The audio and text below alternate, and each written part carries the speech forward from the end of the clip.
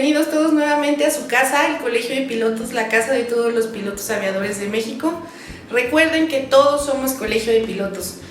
Nuevamente me traje a nuestra experta, a mi querida maestra Lisbeth Escarce Gaicedo, a platicar con todos nosotros una reunión en confianza debido al tema que quiero tocar el día de hoy. Manejo del error, mi querida Liz. Como tripulantes nos dan muchos cursos, mucho adiestramiento acerca de cómo atrapar, disminuir y mitigar los errores. Sin embargo, considero que esto lleva a tener efectos en la forma personal en cómo vivimos la vida.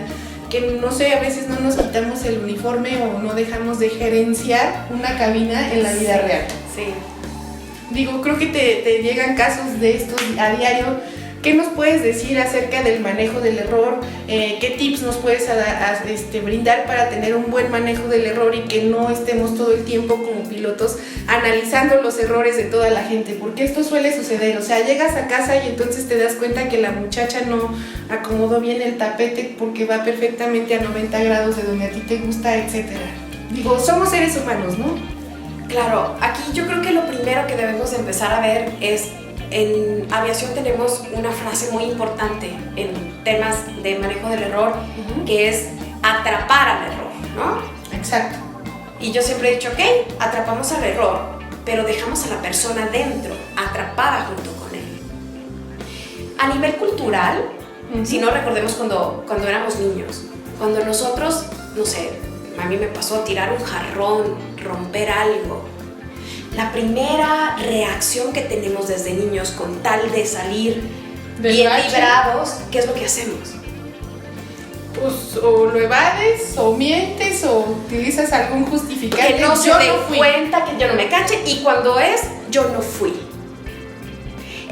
Pareciera que es una tendencia cultural a evitar hacernos responsables. Quizás sobre todo en México, en un país que tenemos como todo este arraigo machista en el que yo, macho mexicano, no me puedo equivocar en nada, etcétera, no sé, digo, tiene mucho que ver en este sentido. Y no solamente en la parte de género, también en nuestra industria los errores están muy mal vistos y en ocasiones criminalizados.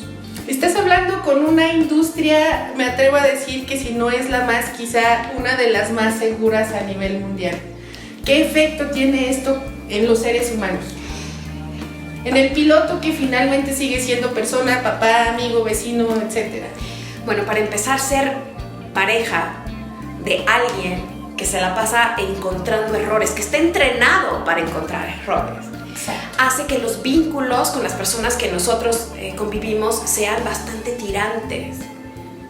Por eso, al momento de estar trabajando con muchas de las esposas de pilotos, es como decir, no, te quitas las 4 barras en cuanto entras a la puerta, ¿no? Porque aquí tus 4 barras no cuentan. Es como, deja tu uniforme, tu armadura allá afuera. Exacto. Y ven a ser persona aquí.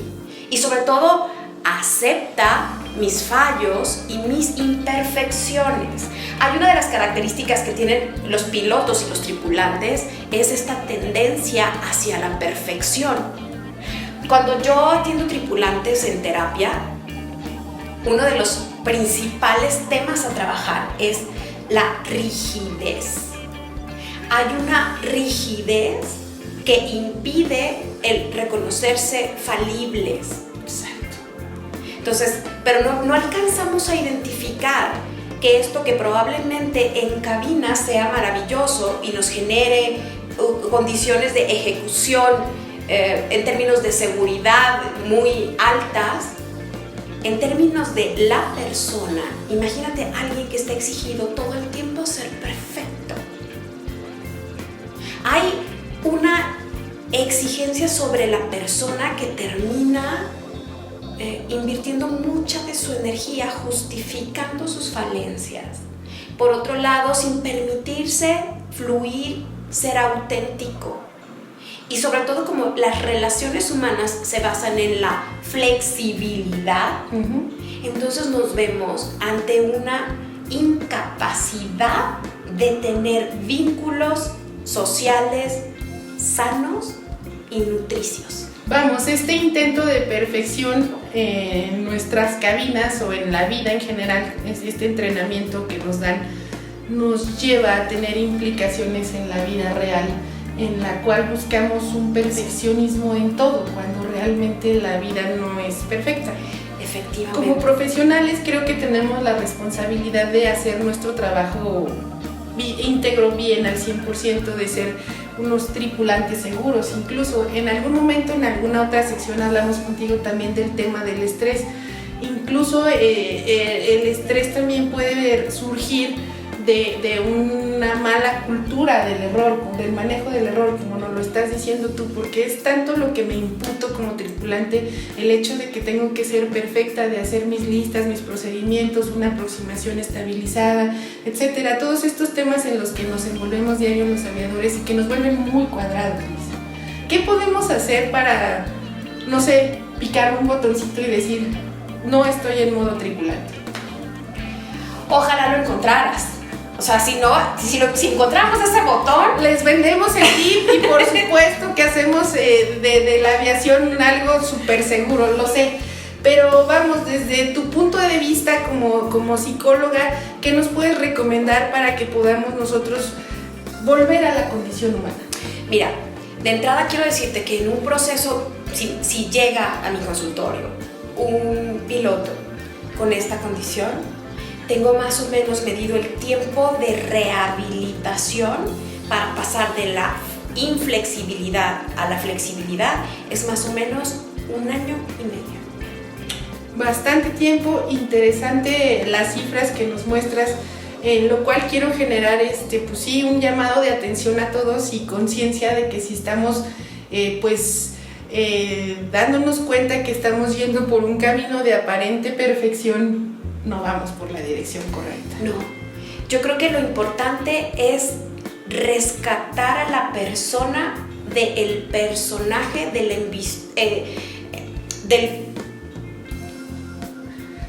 lo que te causa el uniforme. Exactamente. Sí, esta imagen que finalmente nos causa ante la sociedad el portar un uniforme de la aerolínea o con la bandera que quieras. O sea, finalmente esto nos pone, pues sí, quizá no quiero hablar de por encima del promedio, pero sí hay una diferencia finalmente cuando estás uniformado y cuando no estás uniformado. Esto lo vemos hasta en un cambio de actitud. De hecho, el tema es cuando nos llevamos el uniforme a nuestros espacios personales. Cuando nos llevamos la armadura, una armadura es protección, es defensa. Me defiendo del mundo y además muestro una máscara muy importante al mundo. El tema de lo que siempre estamos hablando con los tripulantes es cómo mantenerte persona, cómo mantener tu vida además de tu trabajo, mantener vínculos con la familia, con los amigos, tener la sociedad, etcétera. Claro, aportar, ser útil a la sociedad y no solamente ir a volar y ya.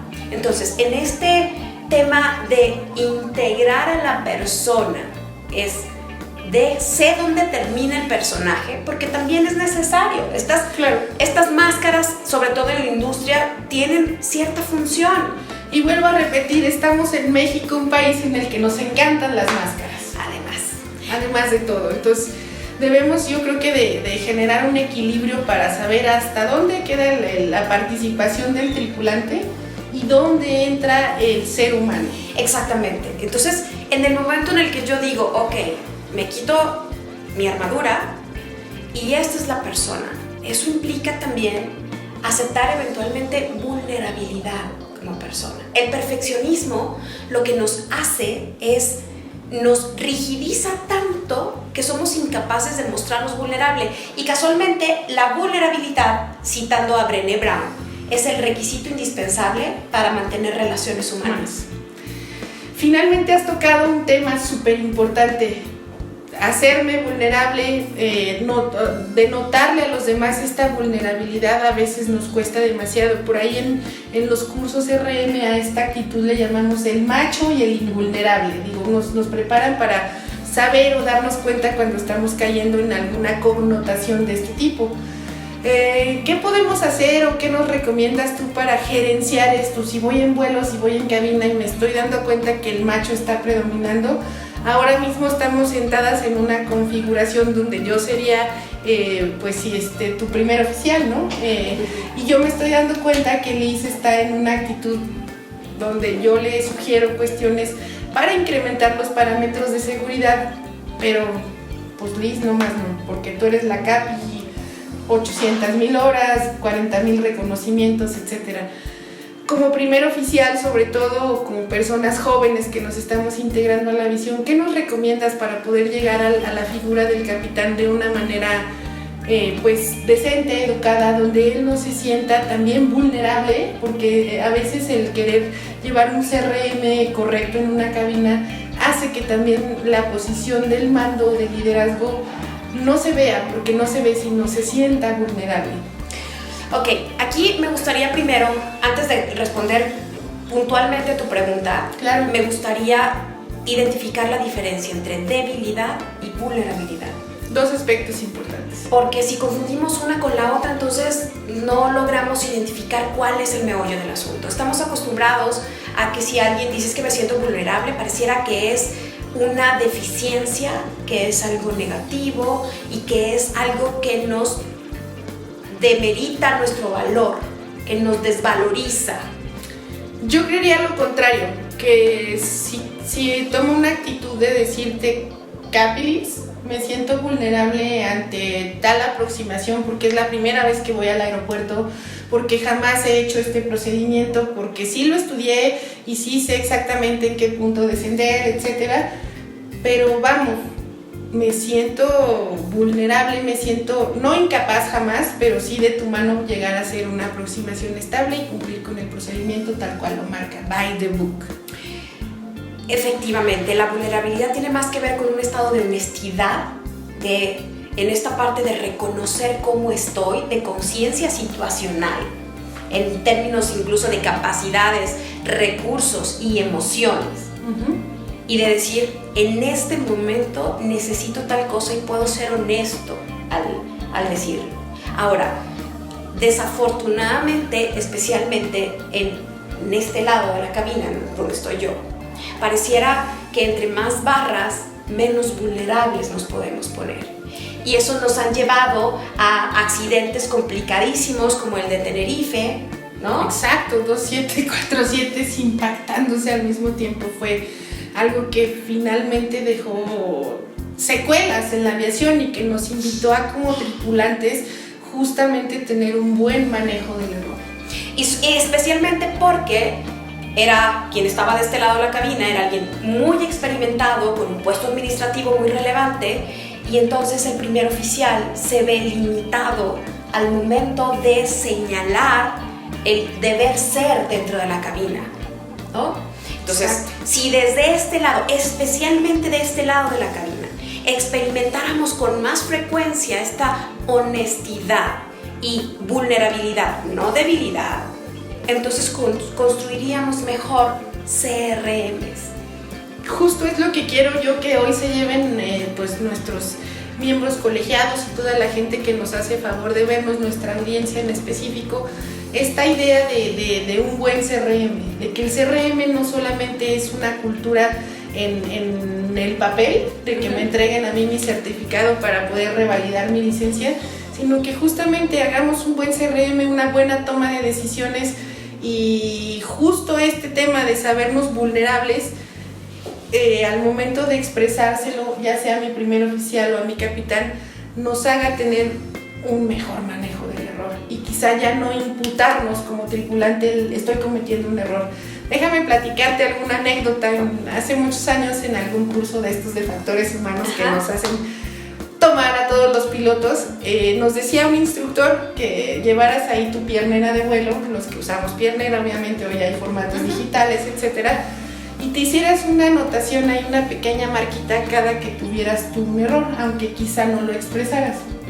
Y que al final de cada vuelo hicieras tú una suma de en qué estuviste bien y en qué estuviste mal. Sinceramente lo hice en repetidas ocasiones sin saber cómo manejar el error, sin tener una cultura fresca, específica del manejo del error y no fue tan bueno en ese momento. O sea, porque definitivamente como... Te castigaste. Exacto. Justo esta es la invitación que yo quiero que tú le hagas a nuestros espectadores, a no flagelarnos, a entender que el error, bien lo dijo Cicerón, errar es de humanos. De hecho, la mayor fuente de aprendizaje que tenemos como seres humanos es a través de los errores. Si no hay error, no hay aprendizaje. Claro, hay impactos y diferentes niveles de errores y es por eso que hay que mitigarlos.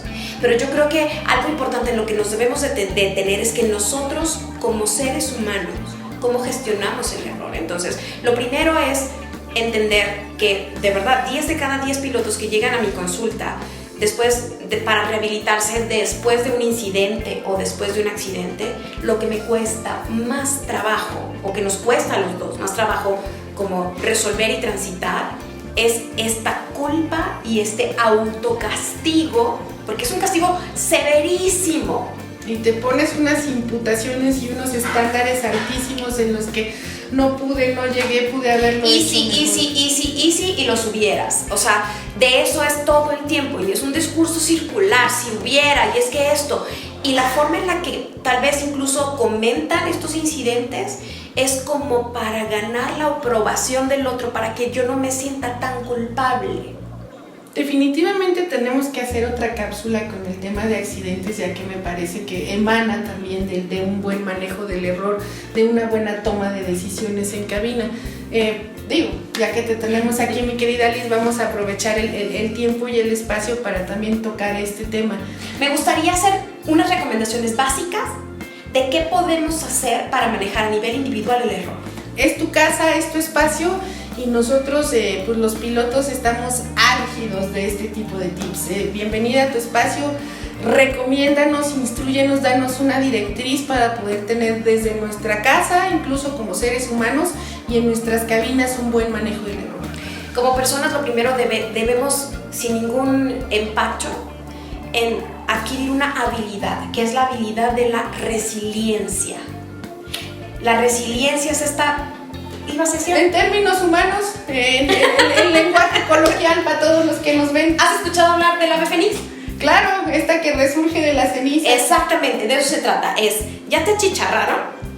Okay. Ahora resurge hasta en versión reloaded de las cenizas. Vamos, de esto que te pasó negativo, toma fuerza y echa para adelante. Saca al superhéroe que llevas dentro. Exacto.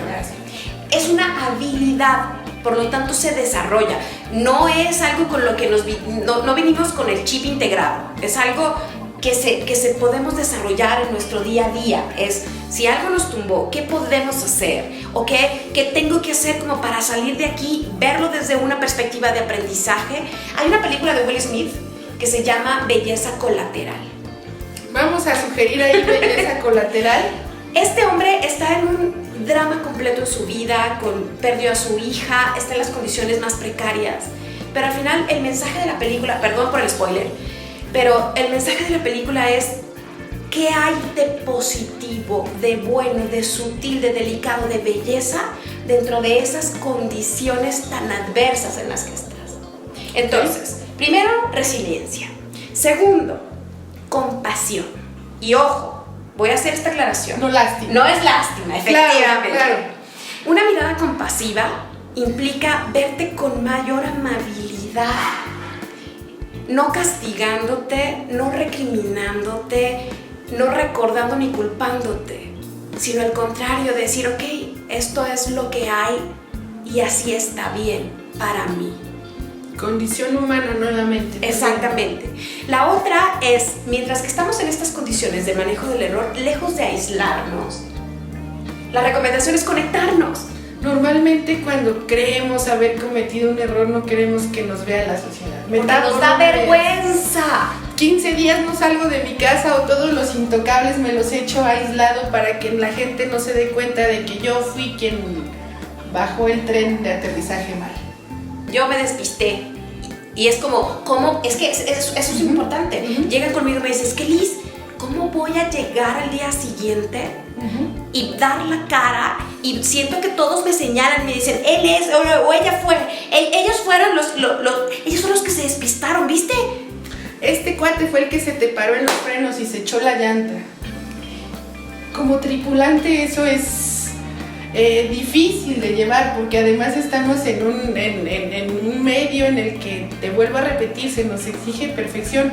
Ahora mismo sabemos como tripulantes, después de mucha cultura de seguridad, después de mucho hablar con el factor humano, que por ejemplo no es nada malo tener una aproximación frustrada, sino por el contrario, es quizá la mejor decisión que puedas tomar, ¿no? Sin duda.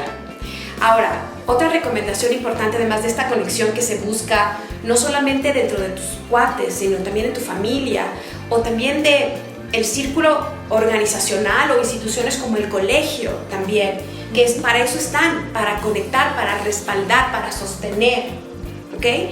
Hay un tema importante que es aprender a sostener la incertidumbre.